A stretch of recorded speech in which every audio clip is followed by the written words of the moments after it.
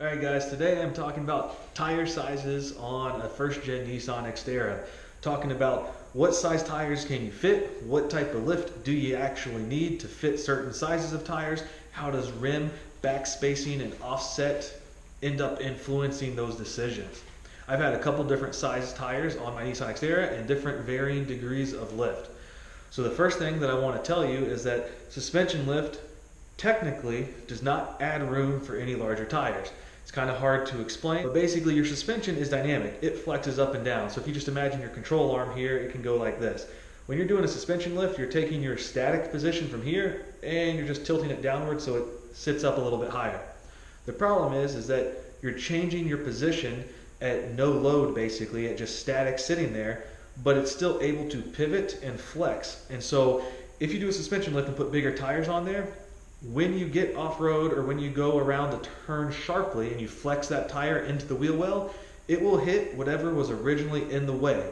The only difference is, you might say, is that it's less likely for it to hit. It still can, but now instead of hitting when it's just sitting there flat on the ground, it's only hitting in certain circumstances under bumps or cornering or something like that. So if you want to add large tires, 2-inch body lift is the way to go to get to 33s.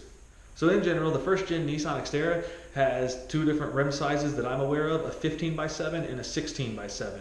So that's going to be kind of two different nominal tire sizes. 16s are in metric, 15s are in kind of the standard inches. So a stock vehicle, you can fit 30 or 31, comes on the vehicle stock. You can go up to a 32 without really doing much of any lift, but you might have to trim some plastic. Now this is plastic that's inside the wheel well on the back of the fender arch. It's not cosmetic. It's not like you're gonna look like you have a hacked up truck or anything. But 32-inch tires, so that would be 32 by 10.5 by 15 if you have a 15-inch, or probably 32 by 11.5 by 15 would also fit, is what I'm assuming. I haven't had that tire specifically. On the 16-inch rim, that's 265, 75, 16. That tire is a 32-inch tire and that will fit, no problem. I had that size tire on my truck when all I had was the PML, or the poor man's lift. You got to keep in mind though that tire sizing is all nominal. So it is going to have some variation within a ½ inch. Sometimes it's 31.5. It depends on the tread pattern. If it's a very aggressive, knobby mud terrain tire, that can cause a little bit more of interference. If it's a little bit more mild-mannered all-terrain or a street tire, usually that'll clear without much problem. But if you're trying to go with bigger tires, you're probably not trying to put a larger street tire on your truck. That would be kind of weird. So if you have a 2-inch body lift and you want to go up to 33-inch tires with a 16-inch rim, that would be a 285, 70, 16, I believe is what it is. And that is equivalent to a 33 by 10.5 by 15 on a 15-inch rim. Those are kind of a skinny 33-inch tire. Now you can go with the wider 33-inch tire on a 15-inch rim, that's 33, 12.5, 15. And on a 16-inch rim, I believe that's going to be a 305, 70, 16. You can double check me on that. You will have to trim that plastic. Depending on how aggressive of a tread pattern, you might start getting into trimming some of the sheet metal back, or either cutting the sheet metal back, or sometimes you can just hit it with a hammer and kind of knock it in. So all of those kind of nominal tire sizes are based off of stock back spacing. So what is back spacing or offset on a rim? Now I'm not going to get into too much detail out there because there's plenty of Google searching and diagrams that very clearly explain how it's actually measured. But basically, maybe I'll just throw a graphic on the screen. That'll help explain it. But offset or back spacing is going to be a measurement method to define where the bolt flange is in relation to the center line of the rim. And what that means is that if you get a new aftermarket rim and it has different back spacing and it sticks your rim further outboard, makes your tires look 2 or 3 inch wider than the overall fender arches, that looks pretty cool. It gives you a couple benefits. One being stability off-road, because now you have a wider stance and so you'll be more stable when you're in off-camber situations. Another thing that's commonly overlooked is that since your tires stick out a little bit further than your body, if you're on a trail that's a little bit sideways and maybe you're next to a wall of dirt or a wall of clay, your tires will rub into that wall first and it'll keep you from scratching up all your body, assuming that you don't get body roll and flex into the wall. So that kind of helps a little bit too.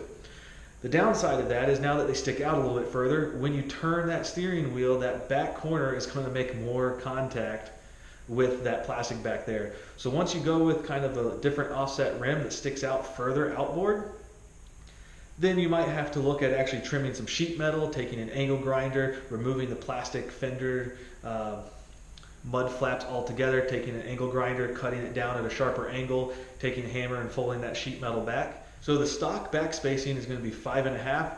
Common back spacing is about 4.5 for aftermarket rims. If you go down to like 3.75, I've seen that. That's quite a bit wider, and that will cause you to need to start trimming some sheet metal. Now, I actually have never trimmed any sheet metal on my vehicle at all, but again, I have 33 by 10.5 by 15 tires, so that's basically the stock width. It's just taller. I also got the 2-inch body lift, paired that with 3-inch suspension lift, so that really gives me a lot of clearance. But it can be quite overwhelming trying to figure out what combinations of tire sizes and wheels, and am I going to have to trim stuff. The other thing that you need to consider too is that if you get, say, your stock rim and you get one of those wider tires where it balloons out on the side, you also got to make sure that it's not too far inboard to where your tire is going to rub on your control arms or your ABS sensor or brake lines or anything like that. So those are all clearance issues that are kind of going to be on a per application basis. It's impossible for me to predict all the different combinations of rims, tire sizes, tread patterns, and things like that. That's what you need to look at. So that's kind of a summary on the general rule of thumb for tire sizes on the first-gen Nissan Xterra. I will say that if you start Googling, Nissan, first-gen Nissan Xterra tire wheel sizes or combo, and look specifically at like Club Xterra or Xterra Nation, there's plenty of threads out there on message boards that have plenty of pictures documenting different combinations of people chiming in with what type of trimming that they had to do. So do your research there. All I can say definitively based on what I've experienced is 265, 75, 16 fit no problem with a very small amount of lift in the front, just stock suspension adjusted upward. And 33 by 10.5 by 15 fit fine with the 2-inch body lift and the upper control arms in the front. Everything else is conjecture and from what I've read. So anyway, thanks for watching. Hope this cleared up some questions on how backspacing can influence things, and hopefully this video will explain what you might have to trim once you start getting into larger tires. Other thing that I'll mention too is once you get into larger diameter tires, that effectively changes your overall gearing ratio, and 33-inch tires will slow you down. It will make your truck feel quite a bit slower. It's still drivable, but if you watched my previous videos on the camshafts, that's why I ended up trying to get more power into my engine, was to really try and keep my truck rolling and streetable with these large tires and the extra weight that I have on it. So keep that in mind. Share some information about your Nissan Xterra. What type of tires did you go with? What size? So like and subscribe if you enjoy the content of these videos, and let me know if you have any other suggestions for future content.